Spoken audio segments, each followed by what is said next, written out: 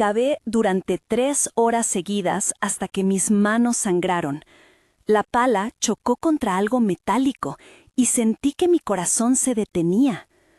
Habían pasado exactamente 2 años desde que mi padre murió y 6 meses desde que una tarotista me dijo algo que cambiaría mi vida para siempre. Pero antes de contarte lo que encontré bajo ese roble del jardín de mi infancia, necesito que entiendas cómo llegué hasta allí. Porque esta historia no es solo sobre un tesoro escondido, es sobre secretos, traición y descubrir quién fue realmente el hombre que llamaba papá. Mi padre, Roberto Martínez, murió de un infarto masivo a los 62 años. Fue repentino, inesperado, devastador.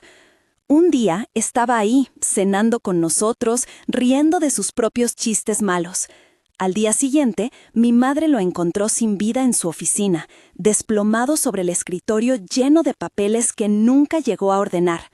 Lo que me destrozó no fue solo perderlo, fue descubrir que dejó nuestras vidas en ruinas financieras. Las deudas comenzaron a llegar como olas implacables. El banco nos quitó la casa familiar donde crecí. Mi madre tuvo que mudarse a un apartamento diminuto en las afueras.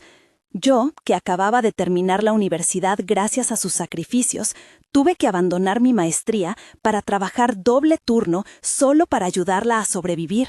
Durante un año entero viví con rabia, con una furia sorda que me consumía por dentro. ¿Cómo pudo dejarnos así? ¿Cómo pudo ser tan irresponsable? El hombre que siempre predicaba sobre planificación y previsión nos había dejado en la miseria absoluta. Fue mi hermana menor, Clara, quien insistió en que visitáramos a la tarotista. Ella siempre había sido más espiritual, más abierta a esas cosas. Yo era escéptico, pragmático, más parecido a mi padre en ese sentido. Pero Clara insistió tanto que finalmente acepté acompañarla, más por cansancio que por convicción. La mujer se llamaba Magdalena. Vivía en una casa pequeña al final de una calle empedrada en el centro histórico. Cuando abrió la puerta, algo en sus ojos me hizo estremecer. No era miedo, era reconocimiento, como si me hubiera estado esperando. Nos sentamos en su sala, decorada con tapices bordados y velas aromáticas. Clara le explicó nuestra situación mientras yo permanecía en silencio, con los brazos cruzados, sintiéndome ridículo por estar ahí. Magdalena extendió las cartas del tarot sobre la mesa. Sus manos, llenas de arrugas pero increíblemente firmes, movieron las cartas con una precisión casi hipnótica. Cuando las volteó, su expresión cambió por completo. «Tu padre está aquí», dijo con voz grave. «Y está desesperado por comunicarse contigo. Hay algo que nunca pudo decirte, algo que cambió todo». Sentí que mi garganta se cerraba.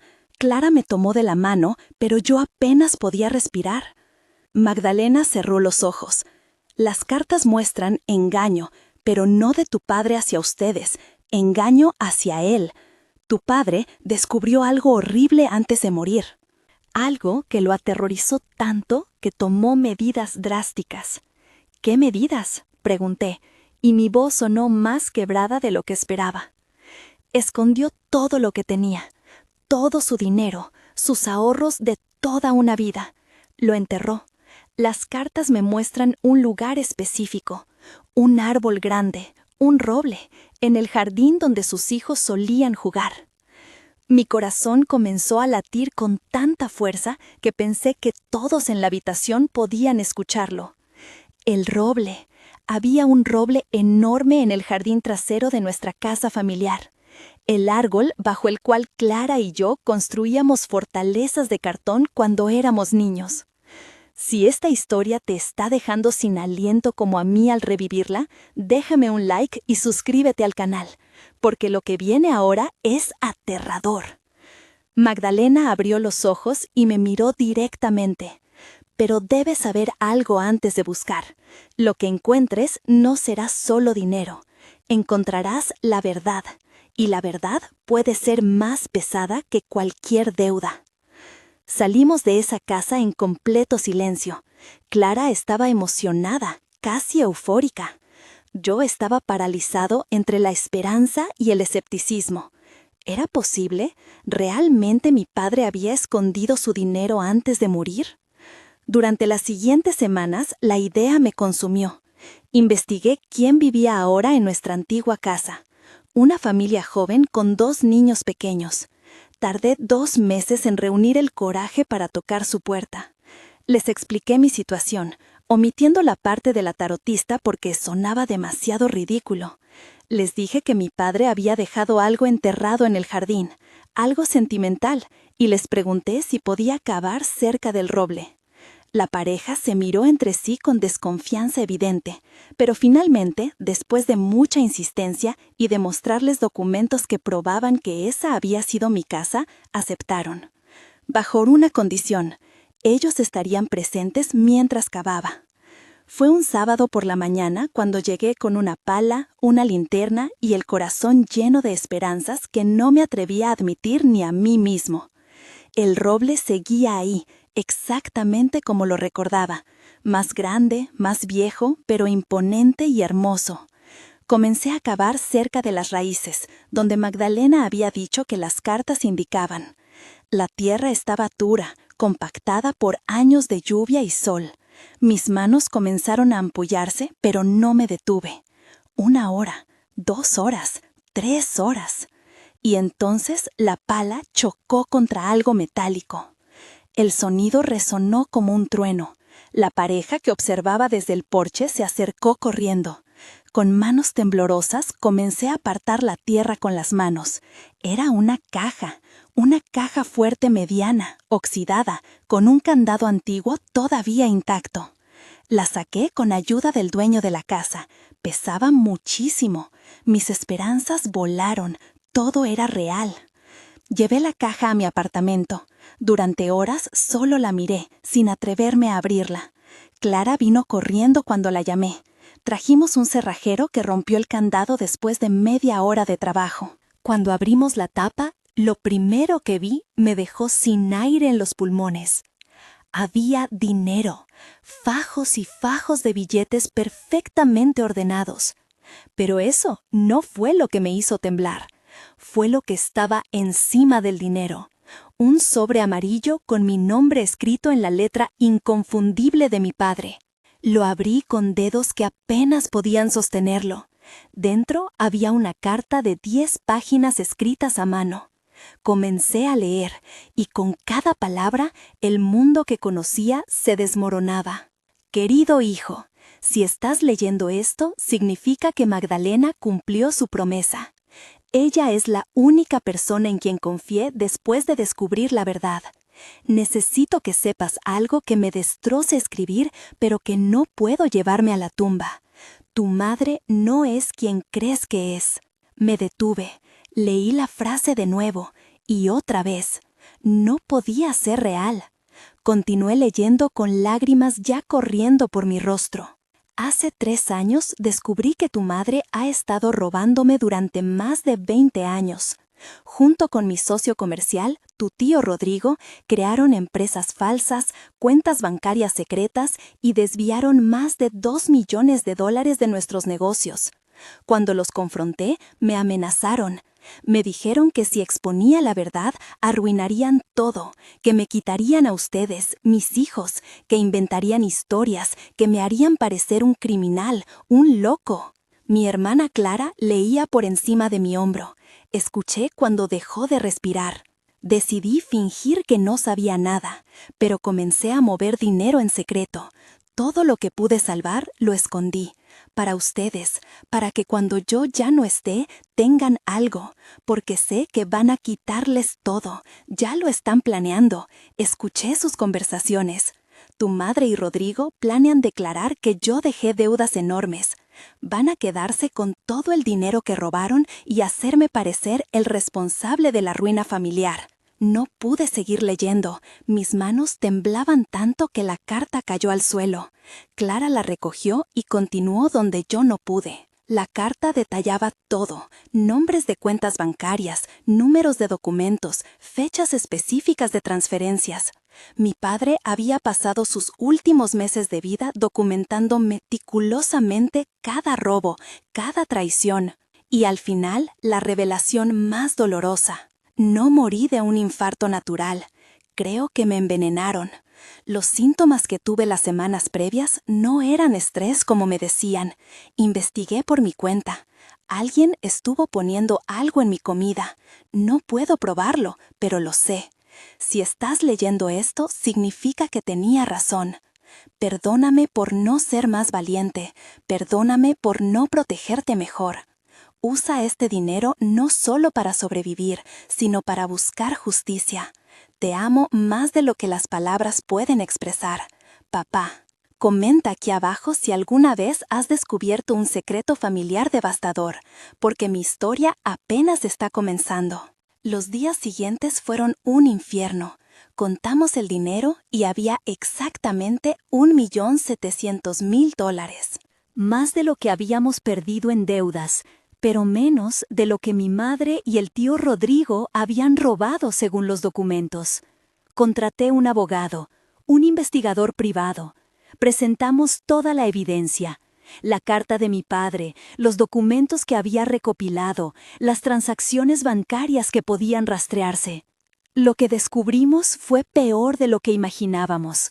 Mi madre y Rodrigo no solo habían robado, habían creado una red compleja de fraude que involucraba a otras 3 personas. Y las investigaciones médicas que ordenamos revelaron algo que me partió el alma. Mi padre tenía niveles anormales de arsénico en sus tejidos. Habían estado envenenándolo lentamente durante meses. La policía arrestó a mi madre y a Rodrigo 6 meses después de que abrí aquella caja. Clara no pudo soportarlo. Se fue del país, incapaz de procesar que nuestra madre había asesinado a nuestro padre. Yo me quedé para ver el juicio hasta el final. Cuando mi madre me vio en la corte, intentó llorar, intentó abrazarme, intentó decir que todo era mentira, que mi padre estaba paranoico, que nunca hubo robo ni veneno. Pero la evidencia era abrumadora. Los documentos de papá eran impecables. El dinero escondido bajo el roble era la prueba física de que él sabía exactamente lo que estaba pasando. La sentenciaron a 25 años de prisión, Rodrigo a 30. Los otros cómplices recibieron penas menores a cambio de testificar. Recuperamos casi todo el dinero robado después de que las autoridades congelaron sus cuentas. Pero el dinero no me devolvió a mi padre. No borró los últimos meses de su vida viviendo con el terror de saber que la mujer con la que había compartido 30 años de matrimonio lo estaba matando lentamente. No borró la soledad que debe haber sentido, sabiendo que no podía confiar en nadie excepto en una tarotista desconocida que tuvo la humanidad de creerle. Volví a visitar a Magdalena un año después del juicio. Le llevé flores y un sobre con dinero que rechazó. Me dijo que mi padre la había visitado 2 semanas antes de morir. Llegó a su casa desesperado, con todos esos documentos, rogándole que si algo le pasaba, encontrara la manera de decirme dónde buscar. ¿Cómo supiste que vendría?, le pregunté. Ella sonrió con tristeza. Tu padre me describió a sus hijos con tanto amor que supe que eventualmente uno de ustedes buscaría respuestas. El amor verdadero siempre encuentra el camino de regreso. Salí de su casa y conduje hasta el cementerio. Me senté frente a la tumba de mi padre por primera vez en 2 años. Por primera vez desde su muerte pude hablarle sin rabia, sin ese resentimiento que había envenenado mi duelo. Papá, te pido perdón. Perdón por haber dudado de ti.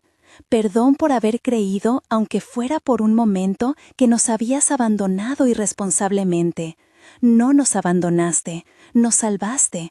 Con tu silencio nos protegiste y con tu valentía nos diste justicia. El dinero que mi padre escondió nos cambió la vida, pero no como esperaba. Sí, pagamos deudas. Sí, recuperamos estabilidad. Pero lo más valioso fue recuperar su memoria, limpiar su nombre, entender que sus últimos meses no fueron de cobardía, sino de un amor tan profundo que prefirió parecer irresponsable antes que poner en peligro a sus hijos enfrentando directamente a una asesina. Hoy, 5 años después, uso parte de ese dinero para ayudar a familias que están pasando por fraudes y abusos financieros. Creé una fundación con el nombre de mi padre. Magdalena es parte de la junta directiva, porque ella entiende algo que yo tardé años en comprender. A veces, la justicia llega por caminos que la lógica no puede explicar. Clara finalmente volvió del extranjero. Todavía le cuesta, todavía está en terapia, todavía tiene pesadillas, pero estamos sanando juntos. Plantamos un nuevo roble en el jardín de mi casa, un árbol joven que crecerá fuerte como mi padre hubiera querido, como símbolo de que los secretos enterrados eventualmente salen a la luz y que el amor verdadero nunca muere, solo se transforma. ¿Alguna vez has tenido que elegir entre la verdad dolorosa y la mentira cómoda? Cuéntamelo en los comentarios. Y si esta historia te tocó el corazón, compártela, porque hay muchas personas que necesitan recordar que la justicia, aunque tarde, siempre llega, y que a veces las respuestas que buscamos están exactamente donde menos esperamos encontrarlas, enterradas bajo un roble, esperando pacientemente a que alguien tenga el coraje de cavar.